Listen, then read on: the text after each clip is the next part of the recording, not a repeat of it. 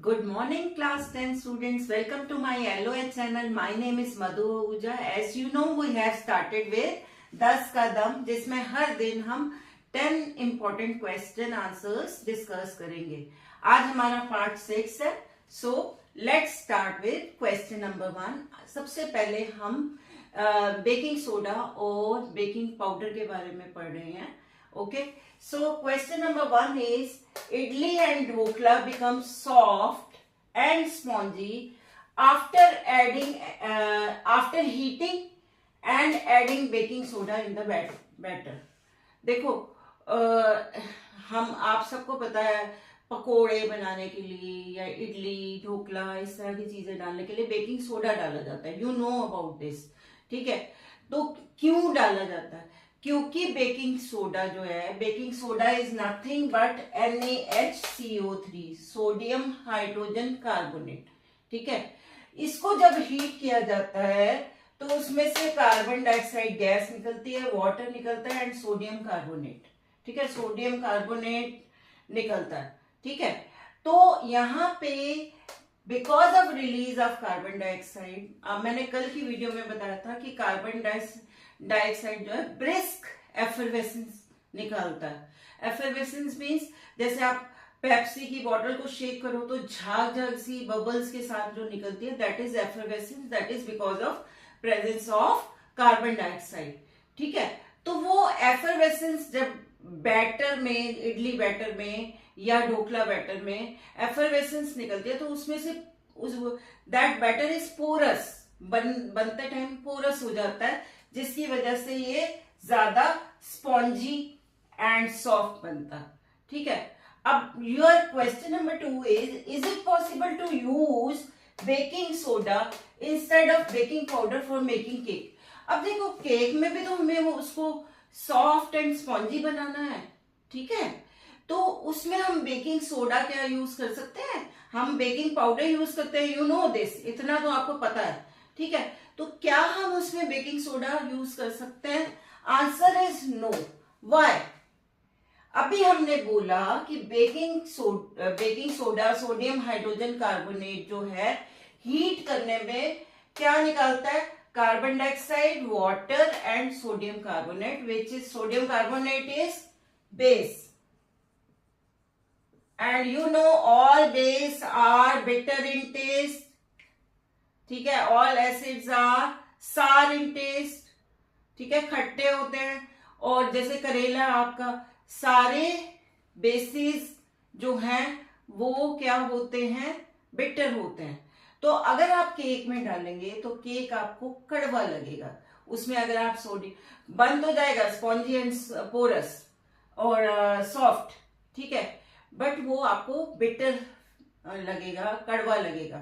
ठीक है, आप इडली ढोकला में तो ऑलरेडी मिर्च होती है, इसलिए अगर थोड़ा कड़वापन आता है फर्क नहीं पड़ता. नमक, नमकीन चीजों में आप यूज कर सकते हो, but cake is sweet, so उसमें आप ये यूज नहीं कर सकते. I have written because baking soda is basic in nature, so cake will taste bitter. Is it okay? ठीक है, बिल्कुल okay. Now come to question number 3.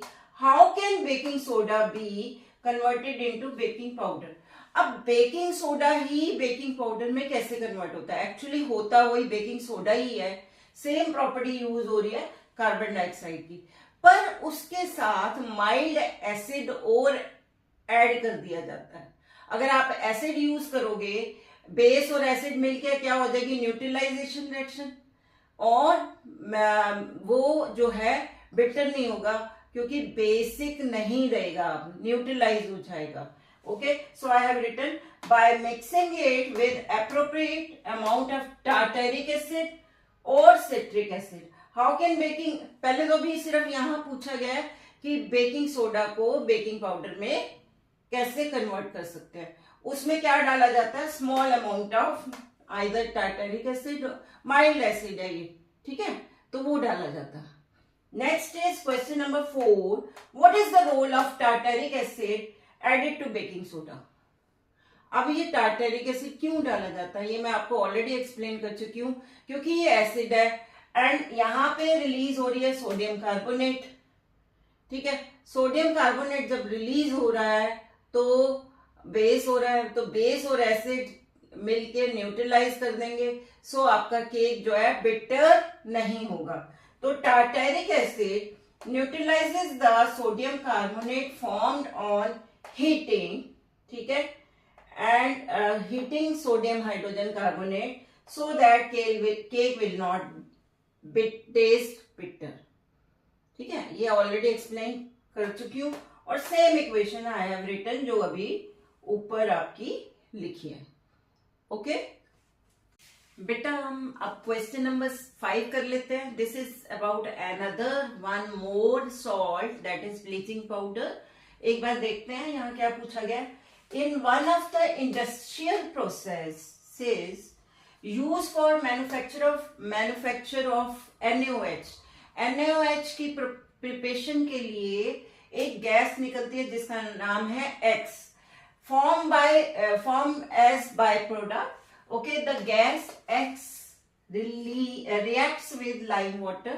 अब ये गैस लाइम वाटर से रिएक्ट करके क्या देती है, compound Y, which is used as bleaching agent. Okay, अब यहां पे क्या बताया गया है, पहले तो बोला गया कि इंडस्ट्रियल प्रिपरेशन ऑफ NaOH। देखो आपके जब सॉल्ट शुरू होते हैं, you can see here page number also, जब आपके सॉल्ट शुरू होते हैं सबसे पहले NaOH की प्रिपरेशन ही दिखाई गई है। उसमें क्या दिखाया गया कि NaCl प्लस वाटर, मतलब NaCl का सोल्यूशन लिया है, वही कॉल इट, NaCl के सोल्यूशन को क्या बोलते हैं, ब्राइन सोल्यूशन। उसमें जब इलेक्ट्रिसिटी पास की गई तो उसमें NaOH, Cl2 एंड H2, आपके एनसीईआरटी में एक डायग्राम भी बना हुआ है, यू कैन सी कि ये बना कौन सा कैथोड में निकला, कौन सा एनोड में, और उनके यूजेस भी दिए हुए हैं, आप यहाँ डायग्राम में फिगर में देख सकते हैं। ठीक है, अब यहाँ पे दैट मीन्स आपका कौन सी गैस निकल रही है, क्लोरीन गैस, तो आपका X तो हो गया क्लोरीन गैस। अब इस क्लोरीन को अगली, आप एनसीईआरटी में अगला प्रिपरेशन दी हुई है कि क्लोरीन को यूज करके किसमें, lime water, you know lime water is calcium hydroxide, और you can say slaked lime और लाइम वाटर। ठीक है, इसको क्लोरीन से जब रिएक्शन कराते हैं तो दिस इज कैल्शियम ऑक्सीक्लोराइड, और we call it bleaching powder. This is chemical name is calcium oxychloride. ठीक है, तो आपका Y क्या हो गया, कैल्शियम ऑक्सीक्लोराइड और ब्लीचिंग पाउडर। अब यहाँ पे उन्होंने यूज से आइडेंटिफाई करना बता दिया कि वो ब्लीचिंग एजेंट यूज होता है। आप Y यानी आप यूज से बता पाओगे कि कंपाउंड Y तो क्या बना है, कैल्शियम ऑक्सीक्लोराइड, ब्लीचिंग पाउडर। तो आपको सबके यूजेस भी बहुत अच्छे से याद करने हैं, यूज के बेसिस पे आप आइडेंटिफिकेशन वाला इस तरह का X और Y कंपाउंड आइडेंटिफाई करना आ सकता है। Okay, now come to question number 6, why does distilled water not conduct electricity while rain water. आपने बहुत बार सुना होगा, आपके पेरेंट्स बोलते हैं कि गीले हाथों से इलेक्ट्रिकल बोर्ड्स वगैरह को हाथ नहीं लगाना, करंट लग जाएगा, because water is a good conductor of electricity. But आपको पता होना चाहिए वाटर मीन्स H2O, H2O अगर हम प्योर लेते हैं तो ये कभी भी इलेक्ट्रिसिटी कंडक्ट नहीं करता, राइट। इलेक्ट्रिसिटी कंडक्ट करने का मतलब क्या है, there should be release of ions. ठीक है, आयंस निकलने चाहिए तभी तो कंडक्शन होगा ना, in the presence of ions only. ठीक है, तो यहाँ वाटर कभी भी H प्लस और OH आयंस में रिलीज नहीं होते, कभी भी नहीं होते, ऑलवेज रिमेंबर। ठीक है, तो हमने एसिड के केस में किया है कि एसिड किस तरह के आयंस रिलीज करते हैं, H प्लस, और बेस किस तरह के आयंस रिलीज करते हैं, OH माइनस। ठीक है, तो इसलिए ये दोनों गुड कंडक्टर हैं क्योंकि आयंस रिलीज कर रहे हैं। ओके, बट वाटर कभी भी नहीं करता। प्योर वाटर यानी डिस्टिल वाटर हम लेंगे तो वो कभी भी electricity it will not conduct electricity, right. But rain water या घर में हम पानी आरओ का यूज करते हैं, टैप में आता है, उसमें so many salts are mixed, ठीक है। तो वो salts of course that will release ions. यहां पे कहा गया रेन वाटर में क्या है, so many gases are mixed in this.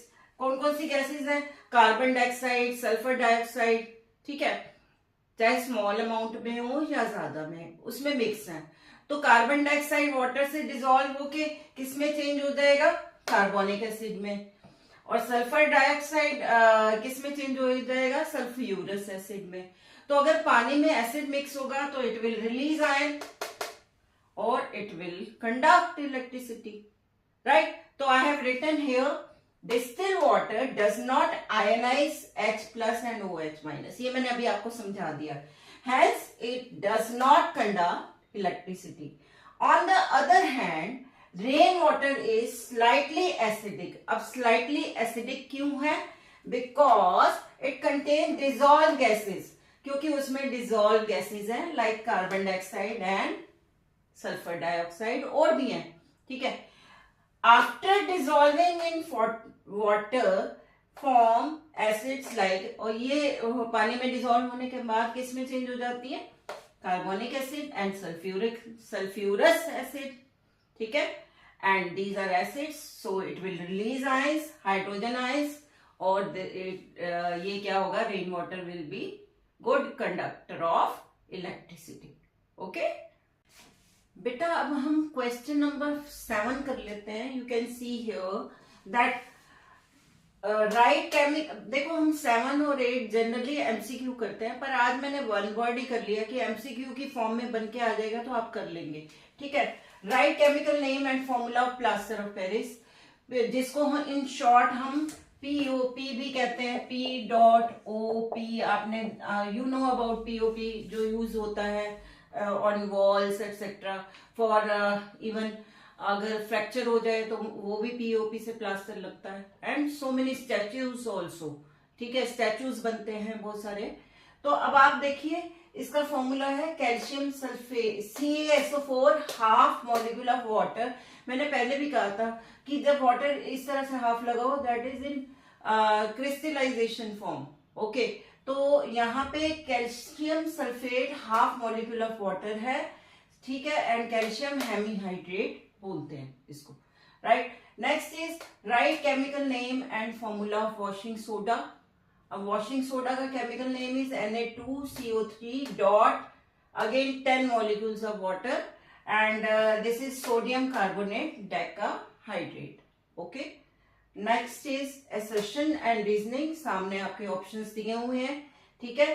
Assertion POP to be stored in moisture proof bags, बिल्कुल उनको मॉइस्चर प्रूफ बैग में, ये ट्रू है आपका, ठीक है, बिल्कुल ट्रू है, ठीक है।